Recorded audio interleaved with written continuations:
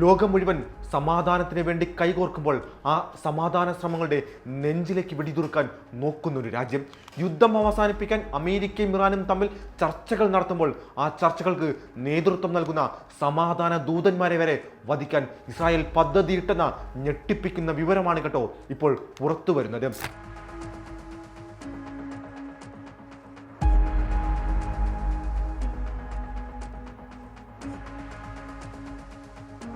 അതെ, അന്താരാഷ്ട്ര മാധ്യമമായ ന്യൂയോർക്ക് ടൈംസ് ഇന്നലെ പുറത്തുവിട്ട റിപ്പോർട്ട് ലോകത്തെ അക്ഷരാർത്ഥത്തിൽ ഞെട്ടിച്ചിരിക്കുകയാണ്.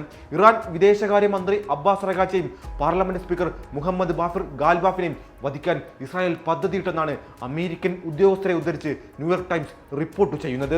ഈ റിപ്പോർട്ട് പ്രകാരം US വൈസ് പ്രസിഡന്റ് JD വാൻസിനുമായുള്ള ചർച്ചയ്ക്ക് ശേഷം, അതായത് ഏപ്രിൽ 12 ശേഷം പാകിസ്ഥാനിലെ ഇസ്ലാമാബാദിൽ നിന്ന് തെഹ്റാനിലേക്ക് മടങ്ങുമ്പോൾ ഇറാൻ സ്പീക്കർ ഗാൽബാഫിനെ വധിക്കാൻ ഇസ്രായേൽ പദ്ധതിയിട്ടു എന്നാണ് US ഉദ്യോഗസ്ഥർ ഈ റിപ്പോർട്ടിൽ പറയുന്നത്.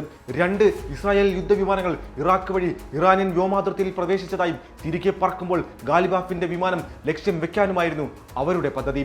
ഇത് മനസ്സിലാക്കിയ US ഇറാനെ ഇക്കാര്യം അടിയന്തരമായി അറിയിക്കുന്നു. തുടർന്ന് ഗാലിബാഫ് തെഹ്റാനിലേക്കുള്ള പതിവ് വഴി ഉപേക്ഷിച്ച് വടക്കൻ പ്രവിശ്യയിലെ മഷാദിൽ അടിയന്തര ലാൻഡിംഗ് നടത്തിയെന്നാണ് ഈ റിപ്പോർട്ട് പറഞ്ഞു വെക്കുന്നത്. ഫെബ്രുവരി 28 ഇറാൻ പരമോന്നത നേതാവ് ആയത്തുള്ള അലി ഖമനിയെ വധിച്ചുകൊണ്ട് ഇസ്രായേൽ തുടങ്ങിയ ഈ യുദ്ധം പിന്നീട് ഇറാന്റെ ഭരണം തന്നെ അട്ടിമറിക്കുക എന്ന ലക്ഷ്യത്തിലേക്കാണ് നീങ്ങിയത്.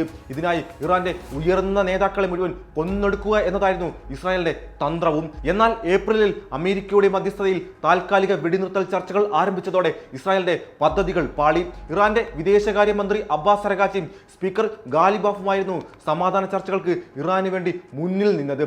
പക്ഷേ ഈ ചർച്ചകൾ വിജയത്തിലേക്ക് എത്തിയാൽ തങ്ങളുടെ യുദ്ധ അജണ്ടകൾ അവസാനിക്കുമെന്ന് ഭയന്ന ഇസ്രായേൽ ഈ 2 നേതാക്കളെയും വധിക്കാൻ ലക്ഷ്യമിടുകയായിരുന്നു എന്ന് വേണം നാം ഇപ്പോൾ കരുതുവാൻ.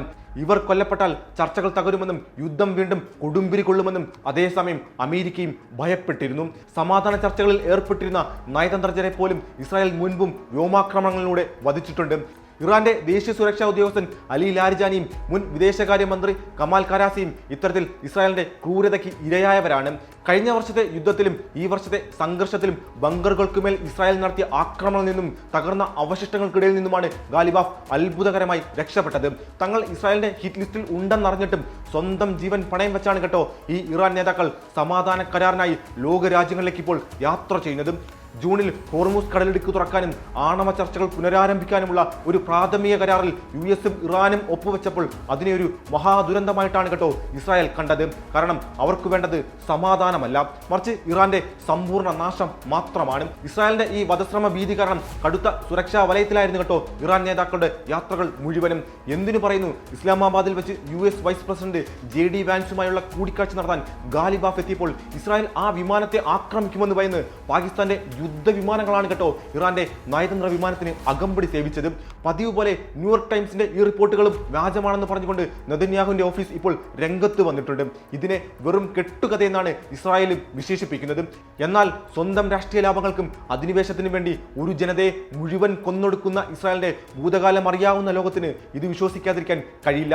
സമാധാനത്തിന്റെ എല്ലാ വാതിലുകളും കൊട്ടിയടച്ച് യുദ്ധത്തിന്റെ തീച്ചുളയിലേക്ക് ലോകത്തെ തള്ളിവിടുന്ന ഇസ്രായേലിന്റെ ഈ ക്രൂരമായ അജണ്ടകൾക്ക് മുന്നിൽ അന്താരാഷ്ട്ര സമൂഹം എന്നെങ്കിലും നട്ടെല്ല് നിവർത്തി ചോദ്യം ചെയ്യുമോ? കാണാം, കാത്തിരുന്നു നമുക്ക്.